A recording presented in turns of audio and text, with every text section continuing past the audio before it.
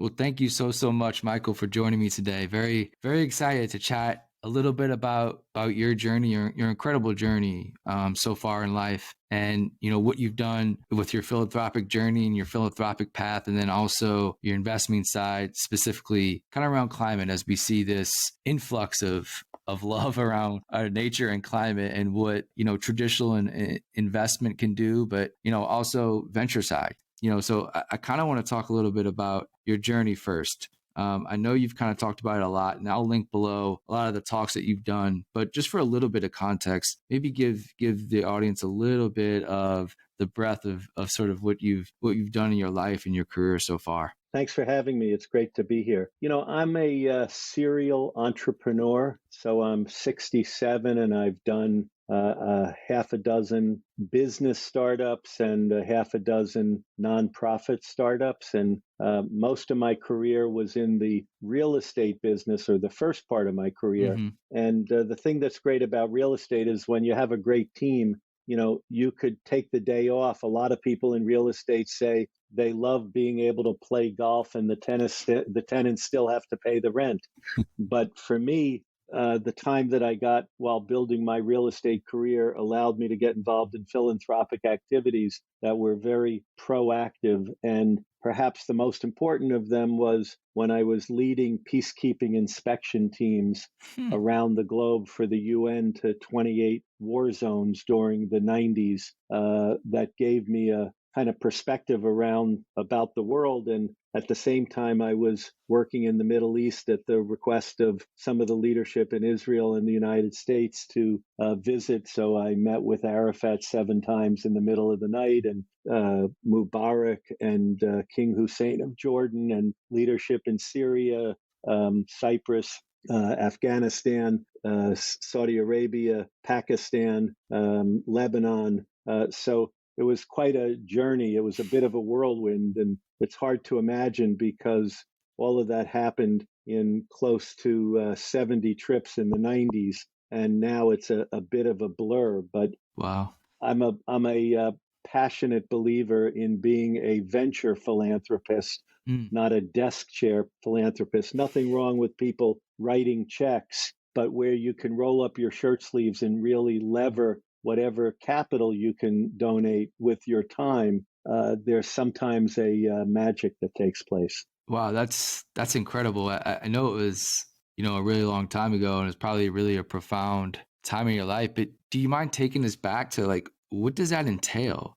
Being in the UN and inspection of that. Walk us through a day if you can, of Sure. What happened was when I was 25, which would have been 1965, 1980. I would, the way I'd say it is I'd go to sleep afraid that I'd wake up dead because of a nuclear war. Mm-hmm. In the 80s, you had not just strategic nuclear weapons, but tactical nuclear weapons. And the difference is tactical nuclear weapons are battlefield weapons that are stored in local depots and much more subject to terrorism rather than missiles that are in missile silos that can be better protected or in submarines. And the world had gone crazy making nuclear weapons smaller and smaller, and it made it lower the nuclear tripwire. And so in the 80s, there was a real move in an organization I was very involved in called Business Executives for National Security, BENS, to help raise the nuclear tripwire by eliminating tactical nuclear weapons in Europe. And when people hear tactical nuclear weapons, think of a football-sized nuclear weapon. You can't imagine it. But normally you think of these weapons on these huge missile launchers that are 100 feet long. So I got very involved in that area, and it morphed from domestic national security, where I was working with people in the Pentagon and Senate and the Hill lobbying to help get the chemical weapons ban done, to my wanting to transfer the skills that I had learned into the international arena, where the Cold War was winding down. And there was, the UN was the dog that everybody liked to kick.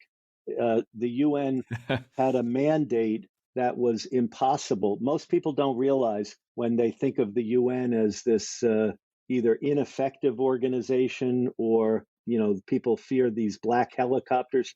The Hmm. budget of the UN was less than the New York City Fire Department. You Wow. can't even imagine. How could you expect a global agency to function with such a small budget? And of course, it's a horrible place because when you put all of the people of the world together, you have so much political intrigue that there's backstabbing. But the thing that I came to the conclusion was that if you close the UN down and set about trying to create a new organization that was better, the new organization wouldn't be much better than what it replaced because the nature of the Yeah, constituency is just the same. still human Uh, beings, and yeah. Exactly. So within that context, what was happening as Russia and the United States and the Cold War was winding down were these peacekeeping forces that the UN would field, having militaries from many different countries sometimes work side by side.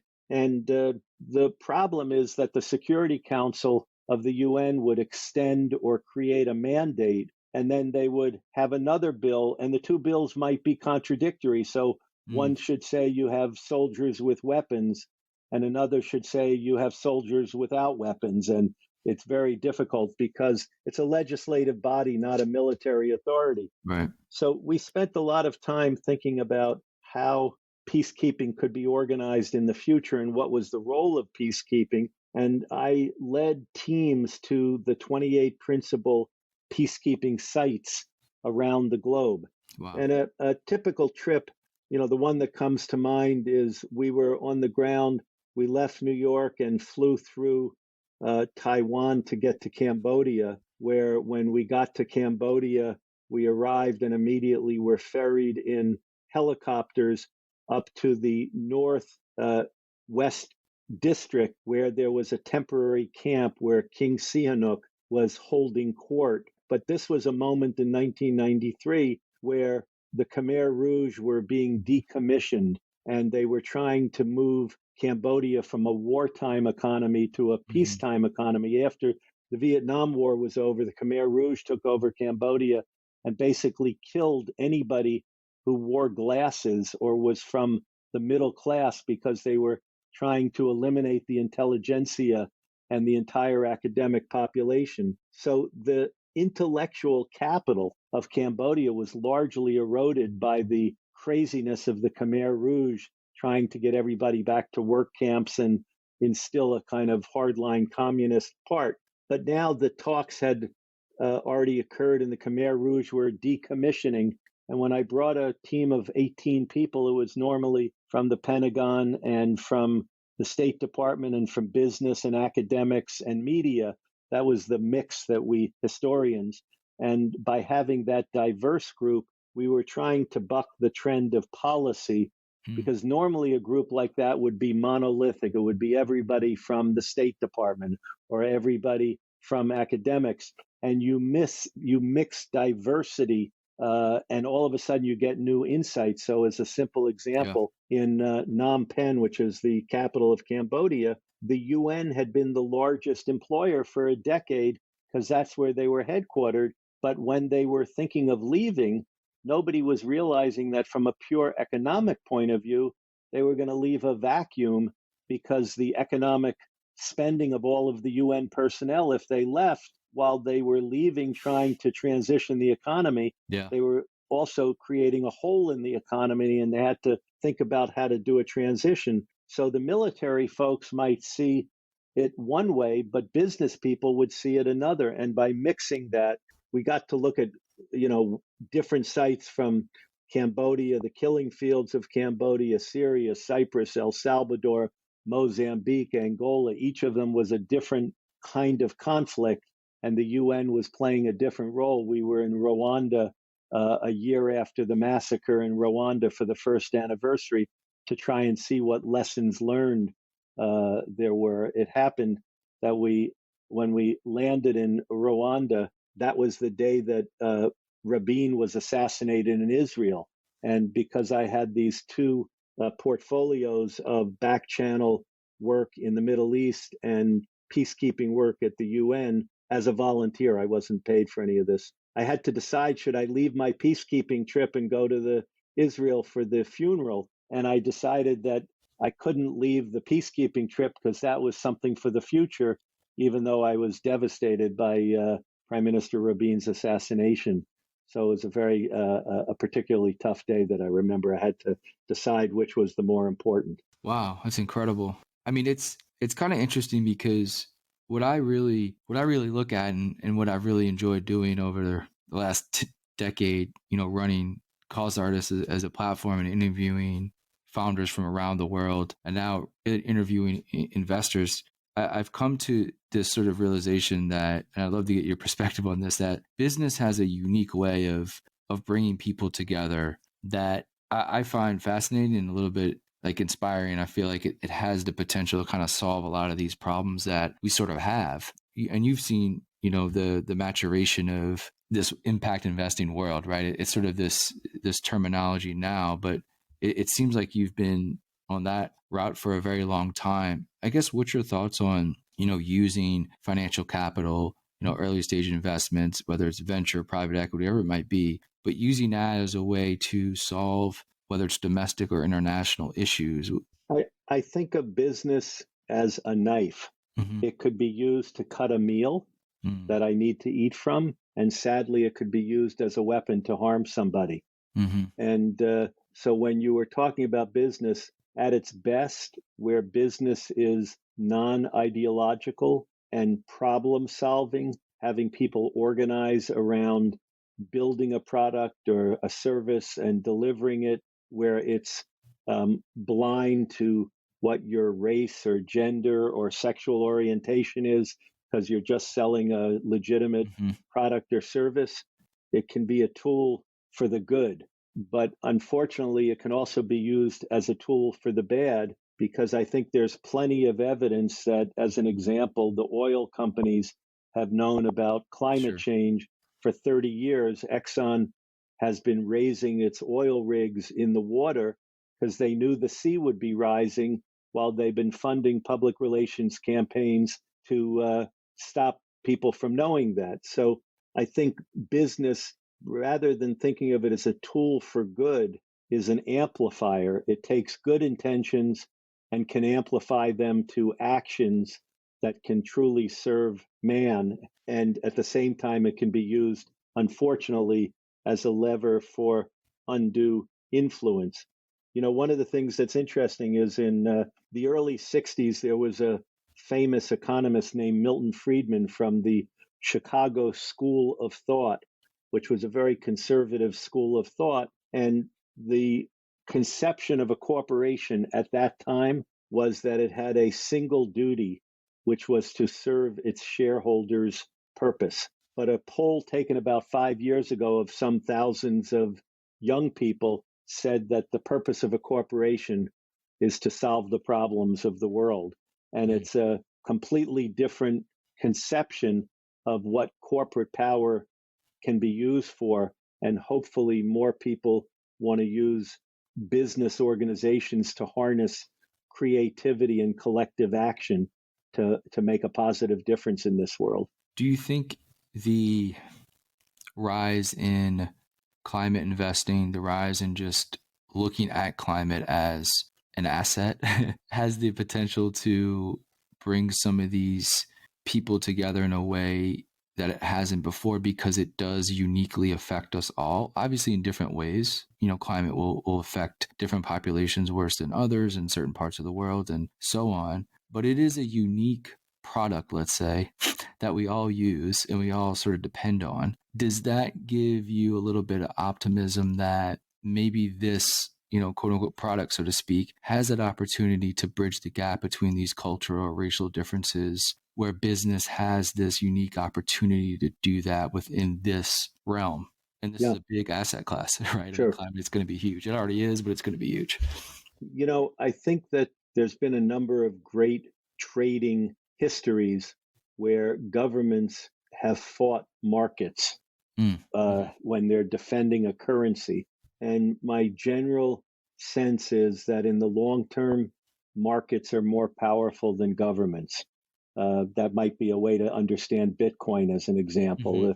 Mm-hmm. Mm-hmm. If you believe in Bitcoin, eventually the market will overwhelm government intervention in one way or another, maybe not completely. But the point that I'm making is climate, unless you're in the very few fractions of percent of people who don't believe the earth is heating up, regardless of whether you think it's man made or not. Most all science that I know suggests it's man made. The fascinating thing about climate is the best estimate that I've heard is that if we all just took the money we have in our bank or pocket and took a nickel out of every dollar, we could solve the climate problem. And you say, how could this be such a challenge when all it takes is a nickel out of a dollar? But there's there's starving people in the world, and yet we know in the aggregate the world produces enough food for everybody. How can the world Yep. produce enough food for everybody, but not everybody be fed? So there's all these market anomalies, and for the most part, I think you're starting to see the good levering of business overwhelming the people whose interests are to prevent us making progress. So you have, I think last year was the first year, I'm not sure exactly, but I believe last year was the first year where the additional energy capacity in the world was renewable to a greater extent than fossil fuel. That's a very important milestone.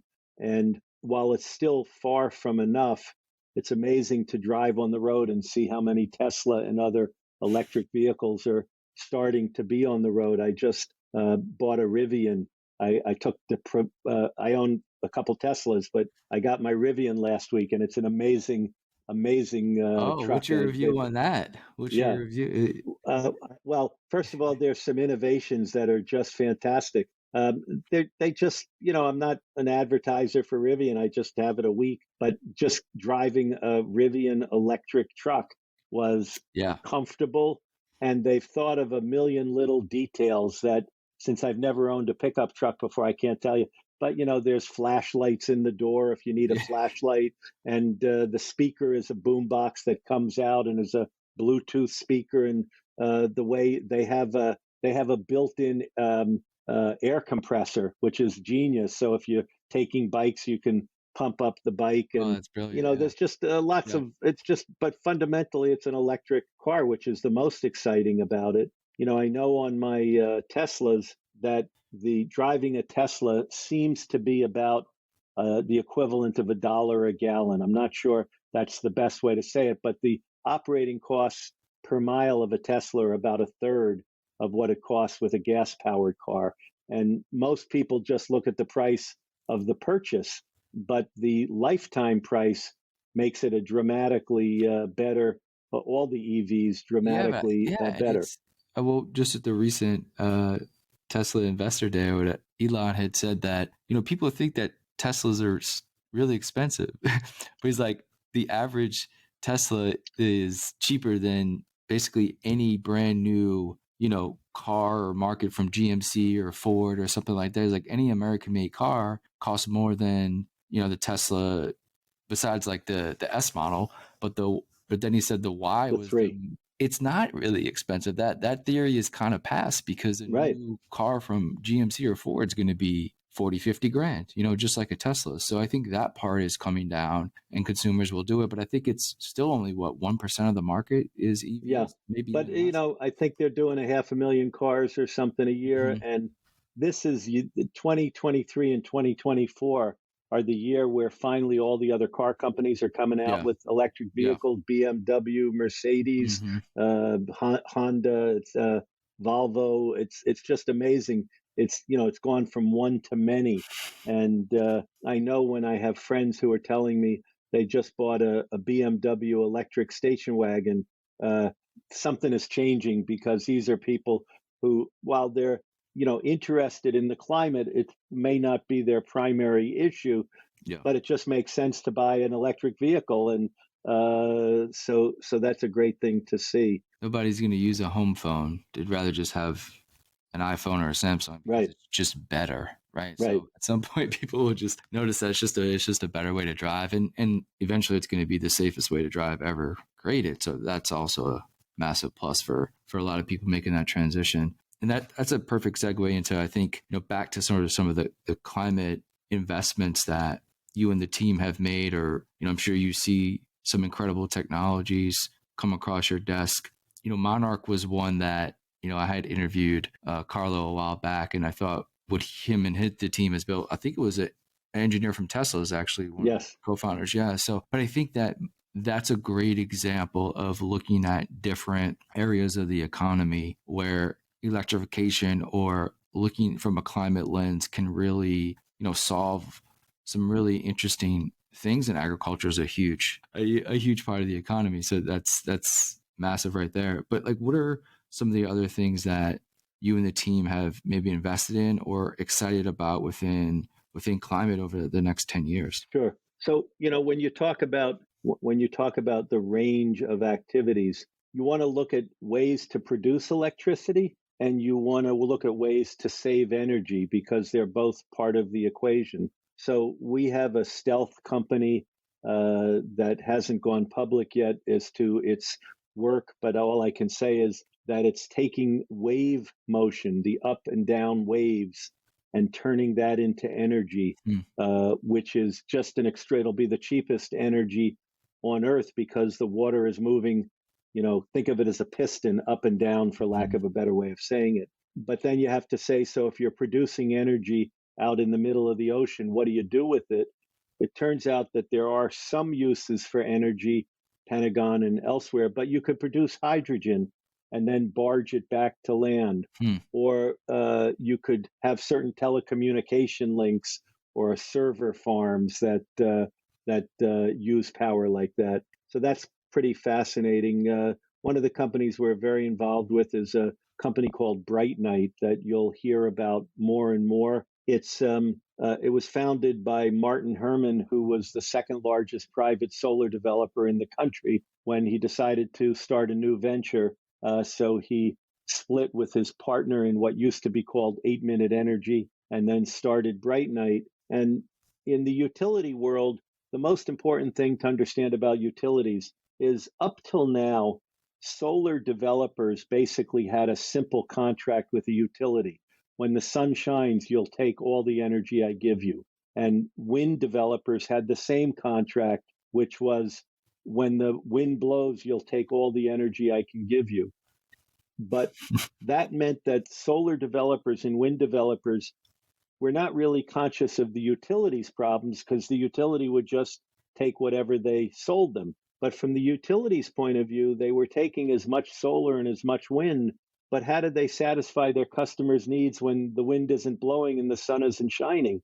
They have to be conscious of the demand for energy, not just the source of it. And so, what that means is that up until now, utilities could only take about, it's very rough, 30% of their energy from renewables because they had to have a base load either from a nuclear power plant or a coal fired Hmm. power plant that, come hell or high water, they had a base load of energy that they could use. Well, we'll never get above that 30% unless we approach the problem completely differently. And so Bright Night is coming into the utility world in the power production with the roots of solar and wind, but the intelligence that the utilities need. In the Bright Night has over 100 employees, and only a handful used to be in solar and wind. The rest come from the utility world. Hmm. And what they do is they use advanced software and artificial intelligence to create a system that mixes solar, wind, battery, hydrogen, and hydro, and takes all of these different power sources and mixes them in a way that, from the utilities point of view, it's absolutely dependable baseload power. And only when you do that can the utility then start to raise the limit of renewables above that 30% and actually eventually go to 100%. So this is sort of the renewable utility story 2.0 that'll happen in the next 15 years, whereas the first 15 years or the last 15 years, we're really kind of take or pay. You take all the solar that you're given and take all the wind. And Bright Night is not the only company that's figured this out. It's really the five or so major global independent power producers that everybody knows about. And what's unique about Bright Night is we don't know what the term is, but it's kind of like a unicorn. It'll be the first new international independent power producer out of the box that will have a global footprint of being able to deliver dependable power, what's called dependable dispatchable power, meaning that they'll give the utility exactly what the utility needs when the utility needs it. Mm-hmm. And that's the next revolution. And that's going to be the difference. If we're talking 15 years from now, we will have had to overcome this problem in every utility, or they'll be stuck at that 30% level. So it's sort of exciting. Our team was the first private investors in Bright Night, and today they have a 20 plus gigawatt pipeline, which is about $20 billion of projects. And while in the development world, you would normally only expect a percentage of those, because of the artificial intelligence that we use, we actually customize each project to the specific needs of each utility. And therefore, we should have a dramatically higher success rate in translating pipeline into actual projects. And our spades are going in the ground this year for our first projects. We've already signed, quite a lot. It's one of the most exciting things I've ever been involved with. Just the advances in renewables or just in efficient energy, is it going to make it more affordable, or will it be cleaner, better for humans, better for the What earth? people don't realize is solar is already cheaper than any renewable just on the basis. The gift that most people don't realize is that the cost per unit of energy, kilowatt hours, whatever it is, will be cheaper when it's done. The difference is that we have an existing infrastructure, Right. and we're going to have to convert a lot of that infrastructure to adjust to an electric world instead of a fossil fuel That world. seems to be the hardest part, is Right. that transitional period of this, old antiquated grid that I, we're on. I'm a cynic, but I would argue that some part of that is because the entrenched fossil fuel companies are fighting for their life, and therefore they're using every tactic they can to try and blur the distinction that fundamentally not only is renewable power cleaner, but it'll be cheaper too. It's very simple to understand why. Mm-hmm. The Of sun is course. shining, it's a free resource. So, Well, when you burn a fossil fuel, you have to dig it out of the ground and then burn it. But every unit that you use of it, you have to pay for. But once you have a solar panel sucking up sunlight, or a wind turbine being blown by the wind, or any kind of geothermal, think of it this way: you're not paying for the heat with mm-hmm. geothermal. That's free. All you have to do is transfer it up out of the ground and into the house or the building. So the beauty about renewables is fundamentally they're simply cheaper. Well, I don't think you're a cynic at all. I think that's been the playbook for a very long time. There was a great documentary about the electric car. I Yeah. think it was called Who Who Invented the killed the Who electric car? Yeah, I was like, like everybody thinks like, oh, Tesla sort of, or Prius. I guess Prius was kind of the first one that hit the market big time. But I was like, a decade, 15 years before that, there was like this movement that was like totally and impressively crushed, but it was like that was essentially the fossil fuel industry kind of taking a strategic playbook and doing, kind of what they do. And it's sort of the same thing, right? But I think at the end of the day, there's just this irremovable philosophy. And honestly, the movement of capital is what changed, I think, is what's so different now. you have, every other week where there's $100 million climate fund, Yeah. in a specific area, right? So I think that, but I don't think you're a cynic. I think they just done this playbook before, right? They're gonna do it till it doesn't work. Did you want to touch on maybe one more from the portfolio Yeah, that? when you think about it, there's lots of different ways to think about renewables. Production, meaning wave energy, wind Mhm. energy, hydrogen, hydro, batteries, just within the batteries, because they're so pervasive, we're dealing with new technologies that allow batteries to be made more efficiently. There's a huge issue with lithium and other rare earths that go into batteries that the Chinese have cornered around the world very cleverly. So Mhm. recycling becomes a huge opportunity. And we're very excited by some of the Mhm. recycling plays to take worn out batteries and take that black stuff in the middle of it and turn it into a new battery that's just as good. In the built environment, two of the companies that we're really excited by, one is called Harvest Thermal, and Mhm. Harvest Thermal marries a heat pump with a hot water system and allows the two to be run off of the same hot water tank. And because you could heat the water up during the day when the energy is cheapest and use it when it's most expensive, this is also a form of what's called load shifting. So, particularly in Mhm. California, where you have different prices for utilities at different times in the day, Harvest Thermal is a huge saver, not only because it turns your HVAC and hot water into all electric,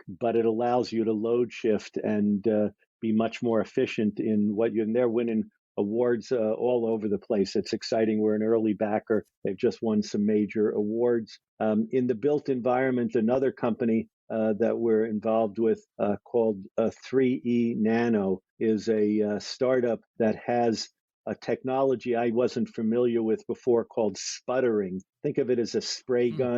gun.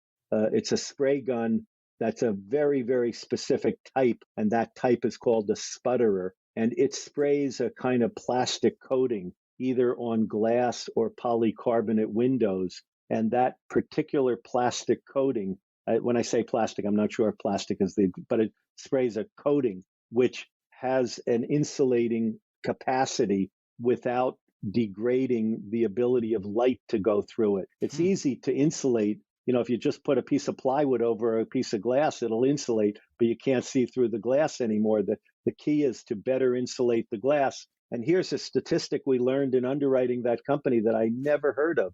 You know that the amount of energy that is wasted through windows around the globe is greater than the amount of energy burned in the aviation industry. Oh my God. Just to give you an idea of the kind of savings Ha. available for better insulating windows. So, in a typical building, the part that is wood or whatever your material, the energy is escaping mostly through windows because of bad insulation. Mhm. And so instead of having double pane windows, this technology will allow you to very cheaply spray this sputtering on a window and have it get pretty close to a thermopane at a fraction of the cost. So that's a really exciting project that's coming out of the ground. And then maybe the last one is a company called NDRIP, which Okay. is in the agricultural field drip irrigation.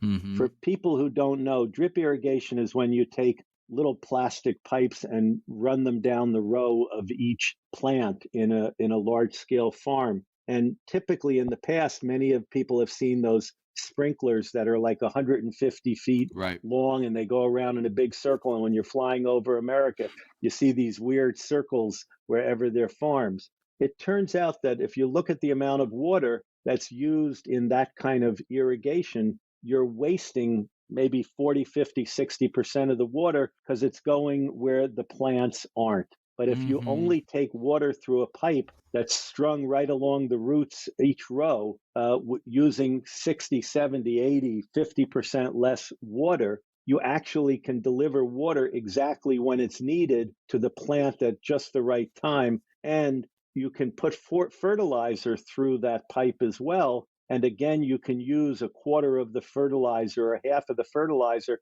because it's not being wasted in the areas where the plants aren't. So Hmm. N-drip, there's been drip irrigation from Israel for 50 years that's sold all around the world by a company called Netafim, which actually I believe is owned by Mexicans now, but it was developed in Israel. But that original system needed a water pump. So you needed to have a level of technology where you had a water pump, either an electric source or gasoline. N-drip is gravity fed, so you don't need to have the pump. Hmm. And that makes it much more accessible. And you have companies, we have a crisis right now with the Colorado River where in Arizona is so stressed for water that they're having to decide whether to force farmers to stop farming, because if they free up the water for the cities, they're going to want the water for the cities, even if they put the farmers out of business. But that's not very sustainable. Mm-hmm. And a company like NDRIP allows farmers to convert from their typical sprinkler to drip irrigation and save enough water that they can have a Gotcha. win-win of keeping the farmers in business while still providing the needs. But another example, which is why we're invested, because every investment we do, we track the climate fighting potential, the CO2 reduction potential of each investment using the latest methodology. So we serve two masters. We serve the master of climate and the master of profit. And if something can't be a successful business, we can't back it with our funds, but it has to have a maximum climate impact. And in agriculture, most people don't realize that about 28% of the carbon pollution or carbon equivalent pollution, because some of it is methane, comes from agriculture. It's not just farming, it's when you're composting, when you have a lot of the biggest, obviously, is cows. When Mm-hmm. cows belch, or excuse my language, fart, they're letting off methane that is very damaging.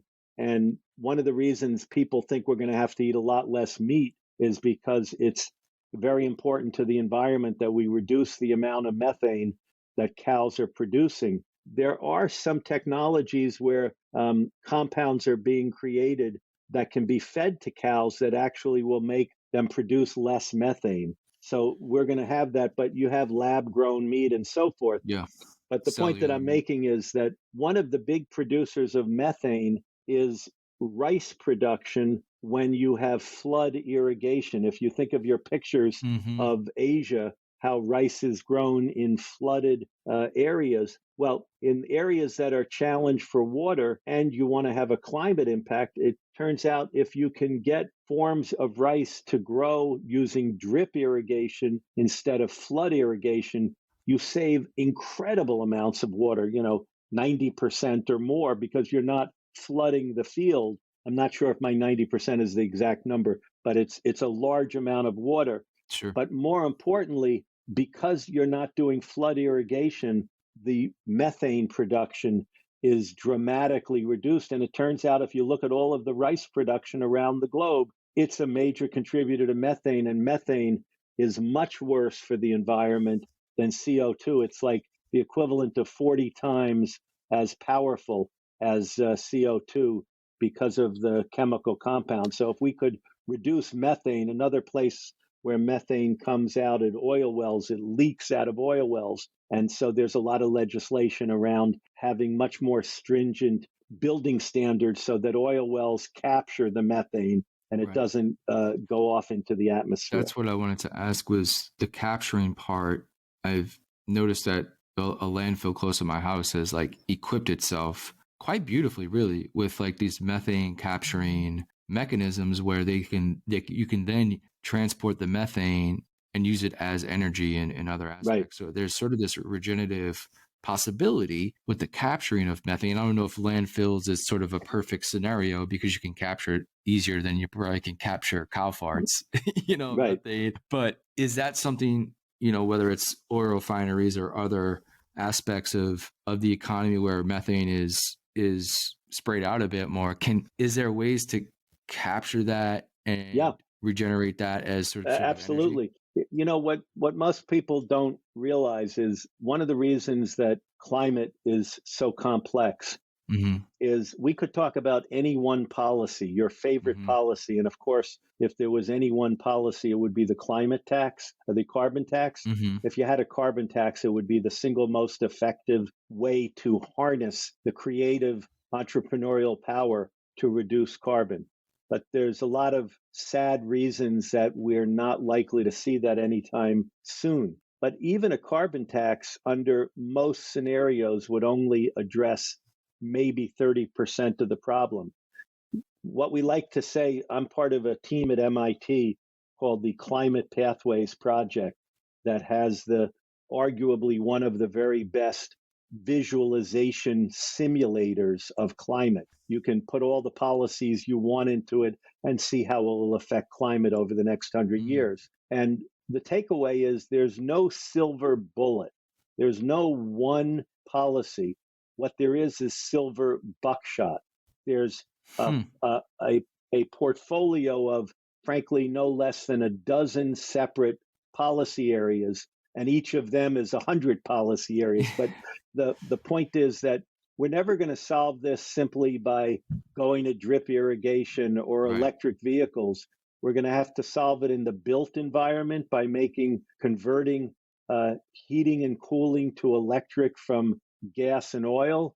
We're going to have to better insulate homes and buildings so they don't leak energy. We're going to have all transportation eventually electric. So we're going to have electric cars. We're going to have electric trains, planes eventually. With difficulty, we'll have a lot more electric. My guess is the longest flights for our lifetime will remain fossil fuel, and then you'll have to have offsetting Mm-hmm. credits of one sort or another. You know, we're going to have to, within the world, you have transportation, the built environment, and industry. We know how to have transportation be electric.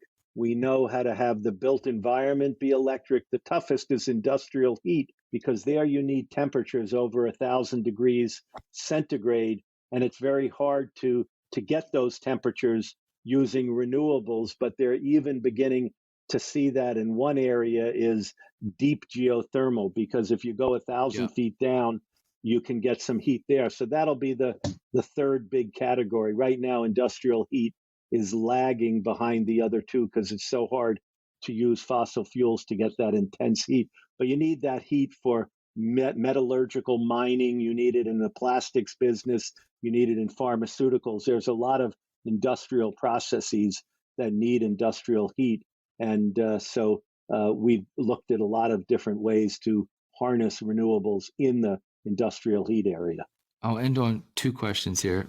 The first would be, we kind of talked a little bit about the curation of capital into climate at a very large scale, and hopefully it continues to grow and is allocated appropriately, which is the most important part of all this. Right. But with Tiger 21, I think another amazing venture that you created in your life, it has this curation of wealth effect, right? You have family offices, Right. you have high net worth individuals coming together. What is the climate conversations like with them? Because look, at the end of the day, to me, it takes capital injection. It takes really, really thoughtful allocation of this capital, right? To Yeah. be appropriately allocated. What are conversations like within Tiger 21 right now around climate, around, like you said, you guys look at, analyze, and look at a climate score before you even make an investment. Right. But throughout the community of investors, like, do you say everybody shares that same philosophy of due No, diligence look, and we're now the largest, or certainly the premier network of high net worth investors around the globe. Within Tiger 21, our members manage about $150 billion, and we're growing quite rapidly. So, climate, I'm very proud that within Tiger 21, we have a climate investors network, a group of us within Tiger mm-hmm. 21 who are major climate investors. We actually have a lot of oil and gas people who are members of Tiger, and it's all over the place. Republicans, Democrats, liberals, conservatives, straight, gay. We're pretty men, women, Americans, international. We pride ourselves on diversity, because the more diversity you have, the better the learning and the better the experience. So we have to be respectful of people who have different opinions and different approaches. But my sense is most of the oil and gas folks in Tiger, but not all of them, most of them acknowledge climate change as a problem, and they acknowledge that the day of fossil fuels will come to an end. It is a transitionary product, but until the time that renewables are big enough, what they would say is when you turn the light switch on in your room, you want the light to go on. And what's going to make that light go on during the transition is continuing to use fossil fuels, even if it's dwindling over time. So climate is an important and a growing thing. We know that a majority of Americans believe climate is an issue, something like 70%. Republicans, Democrats, young people. And it's an interesting question why you can have a majority of people in a democracy know there's a problem, but be prevented from actually addressing it. And this has to do with the way a democracy and our First Amendment rights allow us to express ourselves in ways that affect votes disproportionately to the nature. You know, people who have a lot of money can have a lot of influence on politics that may not reflect the will of, quote, the people. And of course, that goes both ways. And everybody likes to say it's everybody else's will that is thwarting me. And that's what the nature of a democracy is. But I'm quite proud about the growing impact in terms of what does it look like in the climate world. I'm in the venture part of the climate world. Yeah. That's the part I find most exciting. We focus on what are called late seed and early A in the climate fund we've just done, called the Muse Convergence Fund. We just completed raising capital for that. It's a $50 million fund. We're not raising capital now, so I can talk about it. We're not the first money necessarily. Very often there might be a friends and family round to Mm-hmm. start a business because somebody has an idea. We want to get involved at the point or the cusp of commercialization.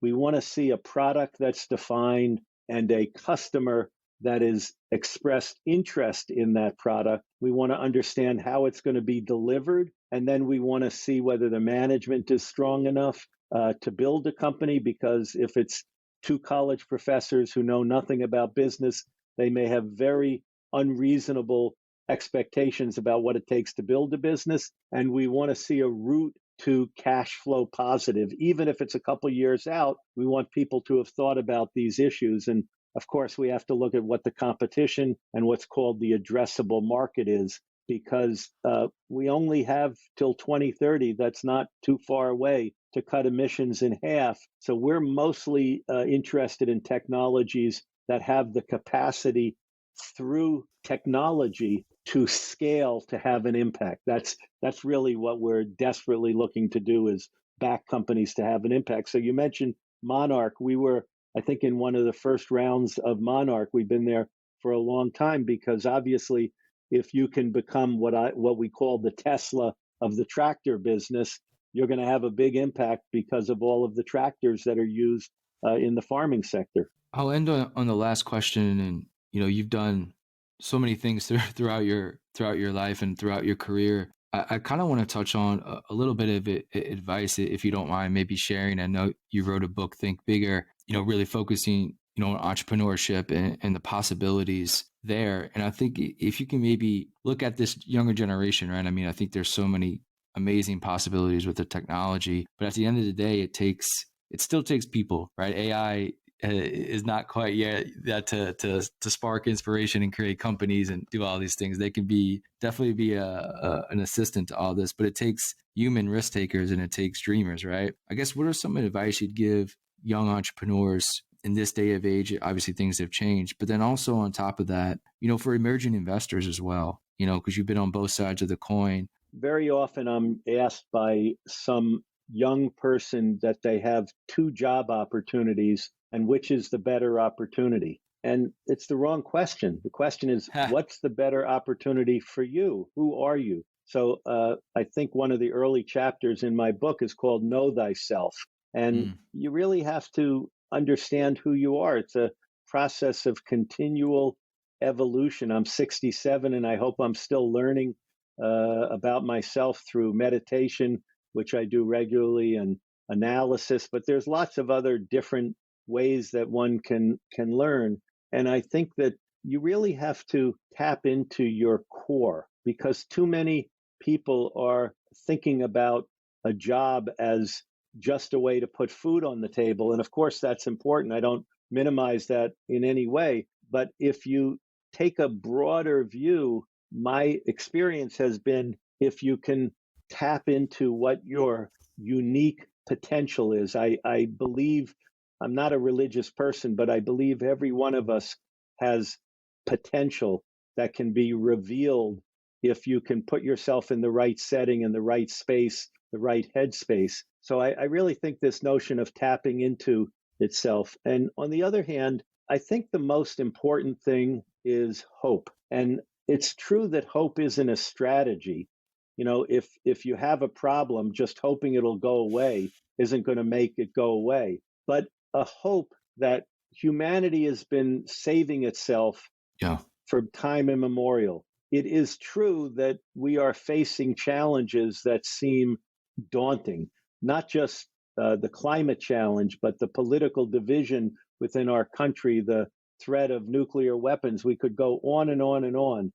But my experience is that, you know, very often people think I'm a pessimist. I couldn't be a pessimist if I'm starting companies and Right. thinking about future solutions. So I'm a little bit of a pessimist and a little bit of an optimist, and maybe I'm just a realist. I don't know. We used to say that pessimists are the only realists. So I don't use hope as a solution, but I do use it as the fuel that allows me to keep reaching to make the world a better place. It is true that the world is broken. There's an expression in Hebrew called tikkun olam, to repair the world, the notion that the world is broken and we're each called to repair it. And that's what drives me. I think to the extent that each of us could think about making the world a little better place by, at the very least, having careers that aren't making the world a worse Mm, place. right. So there's Right. a lot of things that people can do. I don't want to go into the specifics because each person has to come to some fundamental understanding themselves. But the worst thing to do is to go to work and feel like you're making the world a worse place when there's plenty of opportunities to go to work and make the world a better place. And you mentioned philanthropy, and you know, I think that for me, the thing that I'm most proud of right now is that for the last 15 years, I like to say I'm all climate all the time. And what I mean by that is in our philanthropy, in our politics, and in our finance, climate is perhaps the main lens through which we look at each of them. Just recently, we endowed the Yale Law School Environmental Protection Clinic, and as I mentioned, we gave the School of Climate and Sustainability, Climate Change and Sustainability at Ben Gurion University, which is a major desert research institute, and we're Hmm. working with MIT on the Climate Pathways Project and at Earth Justice, where we're Mm-hmm. quite proud to be associated. So I think that you know, politically, we what we like to do is say we're in a position where each year we say where can our impact be maximized. So you know, quite frankly, in 2020, I felt that electing a president that would be climate sensitive was important, and I was proud to be helpful to Biden getting elected. And the IRA bill is a perfect example of the greatest climate bill in history. For all its flaws, it's Mm-hmm. still the greatest climate bill in history. So politics matters. So there are times where, you know, canvassing for a politician that you believe in, giving money to a politician you believe in, doing anything you can to help an election that's legal, of course, is where you can have the biggest impact for climate. There's other times where investing, as I mentioned in this emerging power company where that's going to have an impact. Yeah. So when 2020 was over, we moved into financial and focused on that new power company.